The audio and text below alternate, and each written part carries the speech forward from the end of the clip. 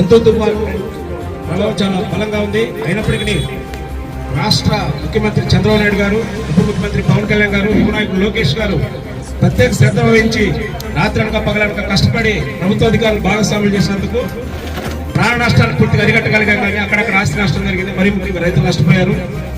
దాన్ని దృష్టిలో పెట్టుకుని మరీ ముఖ్యంగా మనం వినుకొండ నియోజకవర్గంలో ప్రభుత్వ చీఫ్ స్థానిక శాసనసభ్యులు శ్రీ జీవాంజలి గారు సమయస్ఫూర్తి వ్యవహరించి ప్రభుత్వ అధికారులు అన్ని శాఖ అధికారులు, ఈ శాఖ కాదు ప్రతి శాఖలో కూడా మరి ముఖ్యంగా వ్యవసాయ శాఖ అధికారులు కానీ, మున్సిపల్ సిబ్బంది కానీ, విద్యుత్ శాఖ సిబ్బంది కానీ, పోలీస్ శాఖ కానీ అందరూ సమన్వయంతో పనిచేసి ఇప్పుడు ఎమ్మెల్యే గారు ప్రత్యేకించి కష్టపడి పనిచేస్తున్నప్పుడు ఆయన ఆదర్శం తీసుకొని మనం కూడా పనిచేయాలని ఎవరికోళ్ళు బాధ్యతగా ఏ ఊరు కావాలి మనం చెప్పకుండా బాధ్యత తీసుకొని మానవత్వంతో పనిచేశారు. కాబట్టి చాలా వరకు ఆస్తి నష్టం కూడా మనం కాపాడగలిగాం, ఆస్తి నష్టాలు తగ్గించగలిగాం.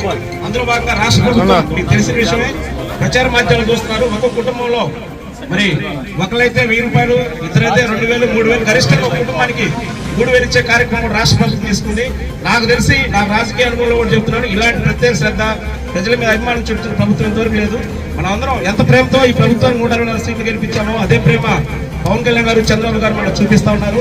మరీ ముఖ్యంగా జన్మభూమి రుణం తీర్చుకోవాలనే ఉద్దేశంతో మన స్థానిక శాసన జీవాంజలి గారు ప్రత్యేక శ్రద్ధ వహించి ఎప్పటికప్పుడు మీ ముందుకు వచ్చి మాట్లాడే కాదు, మీకు తెలియకుండా కూడా చాలా మంది అధికారులతో మాట్లాడే సందర్భాలు మేము పక్కన ఉన్నట్టు చూసాం. అటువంటి నాయకత్వం పనిచేయడం మన అదృష్టంగా భావిస్తూ ఈరోజు ఎవరైతే నిరాశ్రయాలు ఉన్నారో వాళ్ళందరూ కూడా నిత్యావసర వస్తువులు, కందిపప్పు కానీ, నూనె కానీ, బియ్యం కానీ ఒక 3000 రూపాయలు పారితోషికం ఇస్తా ఉన్నారు.